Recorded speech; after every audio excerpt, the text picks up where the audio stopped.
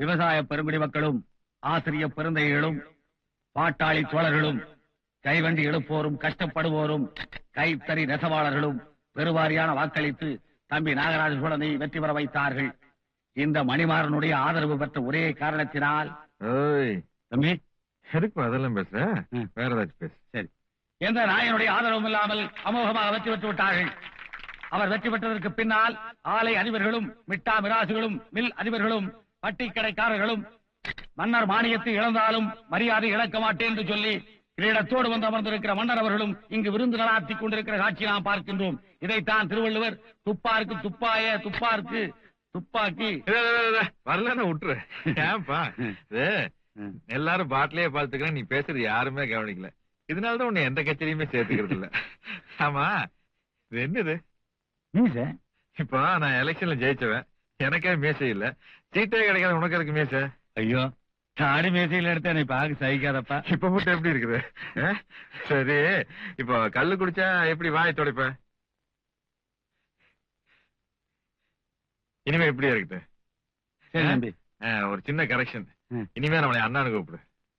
சரிங்கண்ணா. பாட்டில் ஓடிட்டுங்களா? ஓட புல்ல, நீ புல்ல ஏத்திக்காத, நம்ம நீதான் கைத்தாங்களை கூப்பிட்டு போகணும். சரி, நம்ம ஜாதி சனத்துல ஜெயிச்சு சட்டசபையில கலக்கிறேன்னா அது நமக்கு தான் பெருமை. அவர் என்ன சாதாரண வம்சங்களா? நாடாண்ட சோழ வம்சங்க. அவர் முன்னாடி நிக்கிறதுக்கே கை காலெல்லாம் கூசுதுங்க. அது ராஜவம்சத்துக்கே உண்டான கலைடா. அந்த காலத்துல தஞ்சாவூருக்கு நான் வேட்டையாட போவேன். அப்ப அவங்க தாத்தாவை நான் தான் பிக்கப் பண்ணிக்குவேன். அப்ப தம்பி பார்த்தா ஆப் ராயர் போட்டுட்டு உன்னை ராசவம்சம்னே நம்பிட்டானுதோ. அரண்மனைக்கு போயிருப்பா, பையனை பாத்துருப்பா. ஆனா அந்த பையன் நானுல ஒரிஜினலா இருந்திருக்கு. மடக்கிடுவோமா? என்ன மடக்கிறது? ஏப்பா, நீதானே சொன்ன உன்னுடைய வாழ்க்கையின் லட்சியமா அந்த அரண்மனை அடையிறதுன்னு. வாங்கி தரேன். இப்பதான் நம்மளே என்ன லஞ்சம் கஞ்சம் எல்லாம் வாங்கல. பொண்ணை கேட்போம். பொண்ணா? சீதனமா அரண்மனை கேட்போம். கொடுப்பானா? முயற்சி பண்ணி பார்ப்போம். ஆனா நாம முடிய கட்டி மலைகளுக்கு போறோம். வந்தா மலை, போன முடிதானே போக போதே. கை காசுன்னா நஷ்டம். சரி, தப்பா இருக்குது நினைச்சுக்க போற. மப்புல கேட்கற மாதிரி கேளு. அப்பா, நிஜமாலுமே மப்பு தான். 8வது ரவுண்டு போயிட்டு இருக்குது. என்ன போதா தெரியல. நீ தள்ளிக்கா. மகாராஜா, நான் சின்னவனுங்க, நீங்க பெரியவரு. இத பாருங்க, நான் ஏதோ தண்ணி போட்டு தப்பா பேசுறதா நீங்க நினைக்க கூடாது. ஒரு மனுஷன் சமூகத்தில் உயர்ந்த உடனே சாதிங்கிறது, சரம்ங்கிறது, சொந்தம்ங்கிறது, ஒரே சாமி சேருங்கிறது, ஒரே கூட்டம்ங்கிறது, தேர்தல் நிதி வசூல் பண்றதுக்கு உங்க அரண்மனை வாசல் வந்து நின்னோம்ல, அப்ப வெளியிலேயே நிறுத்தி, நீ சும்மா வெளியிலேயே நிறுத்தி 300 ரூபாய் கொடுத்தீங்க. பச வாங்குறது கூட பத்தல. இப்ப என்னமோ பேசுறீங்க சும்மா. சரி, இத்தனை பேர் இந்த ஊருக்குள்ள நாகராஜ சோழனுக்கு சாதிங்கிறீங்க, சரம்ங்கிறீங்க. யாராவது ஒருத்தர் இவருக்கு பொண்ணு கொடுப்பீங்களா? குறிப்பா மகாராஜா கொடுப்பாரையா? பொண்ணு கொடுப்பாரு கேட்டு சொல்லியா? எப்படி நல்லா ஆக்ரோஷமா பேசின, ஆனா அங்க இருந்து ஒண்ணு எப்படியே காணாம ஊத்திக்கிட்டே ஊத்தி குடுறா. இன்னொரு பேக் போடு, நல்லா ஊத்து. கொடுத்தாவது யோசிங்க சாமி. ரொம்ப யோசிக்கிறாரா? பொண்ணு கொடுத்தாலும் கொடுத்துருவாரு போல இருக்கு. பொண்ணு கொடுக்கறதுல எனக்கு பரிபூர்ண சம்மதம். ஆனா அவளுக்கு செவ்வாய் தோஷம், கொஞ்சம் வயசு ஜாஸ்தி. அது பரவாயில்ல, சட்டசபை கூட்டத்துக்கு மெட்ராஸ் போவோம்ல, அப்ப எம்எல்ஏ ஹாஸ்டலுக்கு ஏத்தாப்படி ஒரு சின்ன வீடு வச்சுக்கலாம். அப்ப தாயமா போட.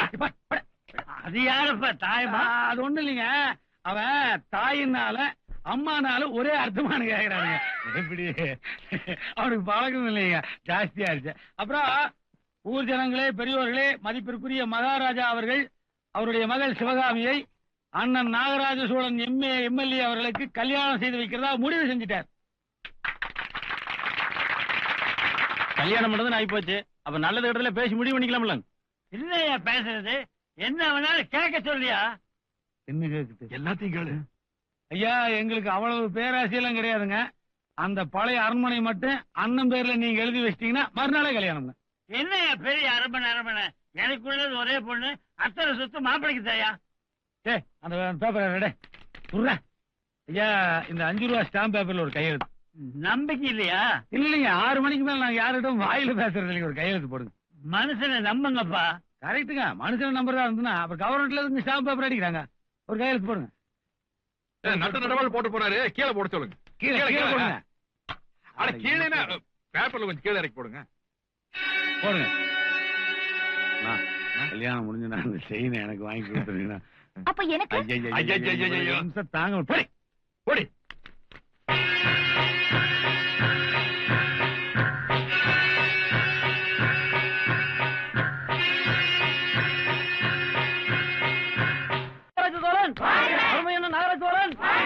அண்ணன் நாகராஜ சோழன் உங்கள் வீட்டு பிள்ளை வந்து மாலை போடலாம் வாயை பார்த்துக்கிறேன். எங்கள் தலைவர் தள்ளி போங்க. அருமை அண்ணன் நாகராஜ சோழன் நாகராஜ சோழன் எம்எல்ஏ அண்ணன் நாகராஜ சோழன் உங்கள் வீட்டு பிள்ளை தியாக செம்மன். ஏன்பா மணி, தாய்மா வந்திருக்கா, அப்படியே போய் பின்னாடி பக்கமா கூட்டிட்டு வந்துரு.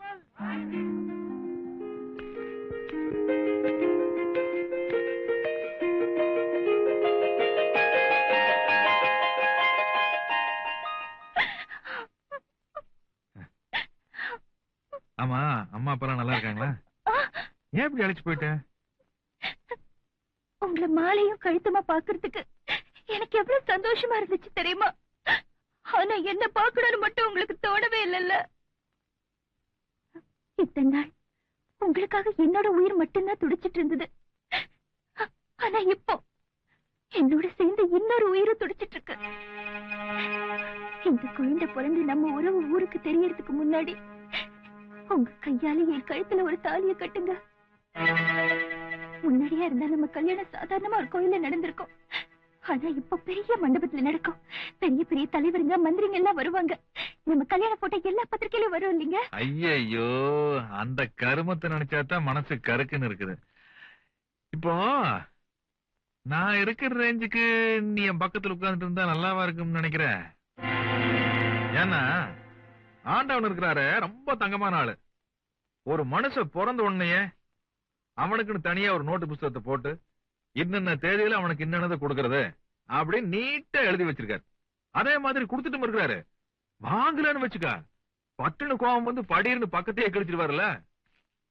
பாரு, போன வாரம் வரைக்கும் நம்ம ஊர் அரண்மனைக்கு முன்னாடி நின்று அதை வேடிக்கை பாக்குறதுக்கு தான் எனக்கு எழுதி வச்சிருந்தாரு.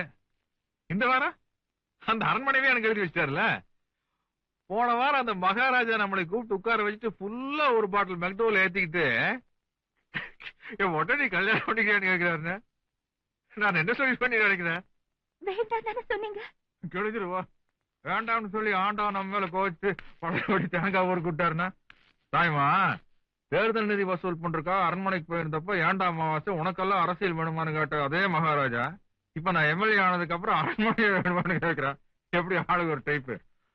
பொண்ணுக்கு ஏதோ கொஞ்சம் வயசாயிடுச்சு, சபாதோசை அப்படி அப்படின்னாங்க. நம்மது கரகர கடை அதை பத்தி கவலைப்படல. பத்திரிக்கை அடிக்கணுமான்னு கேட்டிருக்காங்க. இந்த லோலையெல்லாம் நம்ம கிட்ட வேண்டாம், முதல்ல பத்திரத்தை ரெஜிஸ்டர் பண்ணுங்கன்னு சொல்லிட்டேன். வேலை நடந்துட்டு இருக்கு. முதல் பத்திரிக்கை உனக்கு தான் கொடுக்க சொல்லியிருக்கேன். வந்து வடை பாயாசத்தோட சாப்பிட்டு முய் எழுதிட்டு போயிரு. தாயமா, நான் எப்பவுமே நியாயம் தர்மம் பாக்குறேன். இப்போ நான் ஒரு பெரிய எம்எல்ஏ ஆவே நினைச்சிட்டேன். நீ எனக்கு காதலிச்சேன். நீ காதலிச்ச ஒரு மைக் செட் அம்மாவாசிய. இப்போ அதே ரேஞ்சுக்கு ஒரு ஆளை நானே பார்த்து உனக்கு கல்யாணம் பண்ணி வச்சிருந்தேன். அப்புறம் ஏதோ இந்த மகாராசன் ஆகி ஒரு 500 ஏக்கரை பேர்ல எழுதி வைக்கிறேன்னு சொல்லிச்சு. அதுல ஒரு 50 ஏக்கரை உனக்கு கொடுத்துறேன். அப்புறம் ஏதோ ஒரு 500 பவுன் நகை போடுறேன்னு சொன்னானு. அதுல ஒரு 50 பவுன் உனக்கு கொடுத்துறேன். அதெல்லாம் வச்சு சந்தோஷமா வாழ்க்கையை நடத்த வேண்டியது. அப்புறம் எங்காச்சும் நல்லது கெட்டத்துல பார்த்தோம்னா ஹலோ ஹலோன்னு சொல்லிட்டு போயிட்டே இருக்க வேண்டியது. அங்க தாசில்தார்லாம் வந்து ரொம்ப நேரமா வெயிட் பண்றாங்க. ஏதோ வாக்கியா பிரச்சனை பத்தி பேசணுமா? வாங்க சீக்கிரம். இருக்க சொல்ற அவனுங்களே.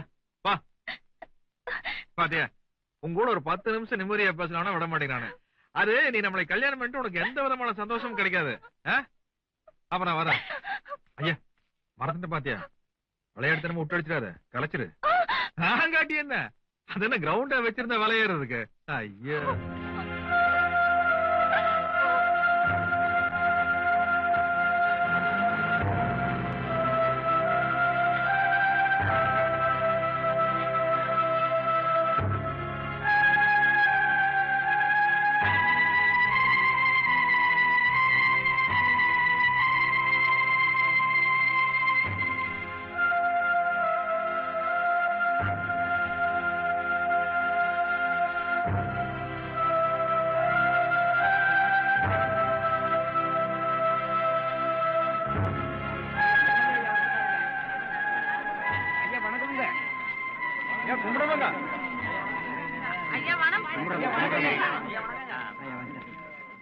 எனக்கு பெரிய நீங்களே எதிர்காட்டி உட்காருங்க. உட்காருங்க உட்காருங்க உட்காருங்க. அண்ணனே சொல்லிட்டாருல. அண்ணா இந்த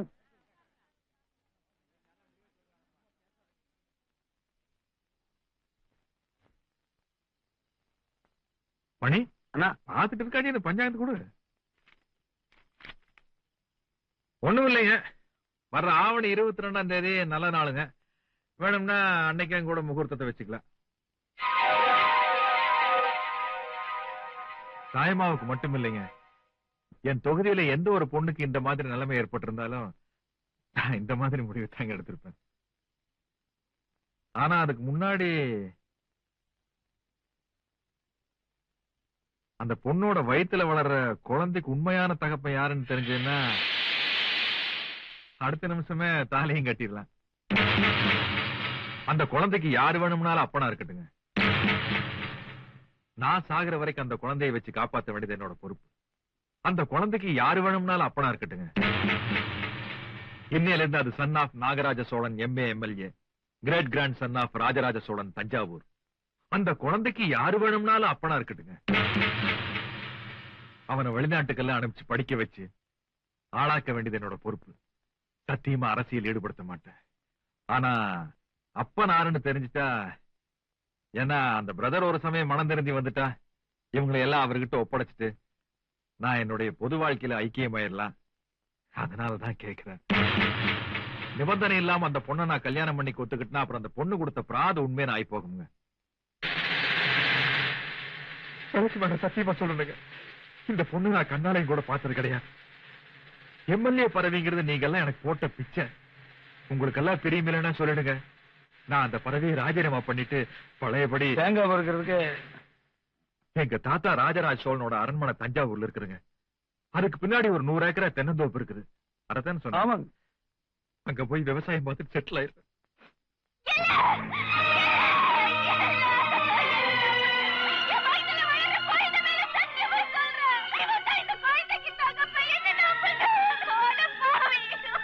ஏனுங்க நெஞ்சு வலிக்கு ஒரு புள்ளை அழகுது, அப்புறம் எல்லாம் வேடிக்கை பார்த்துட்டு நிக்கிறீங்க. ஒண்ணு கிடக்கு ஒண்ணு ஆகி போச்சுன்னா ஏனாத்த போய் புடி.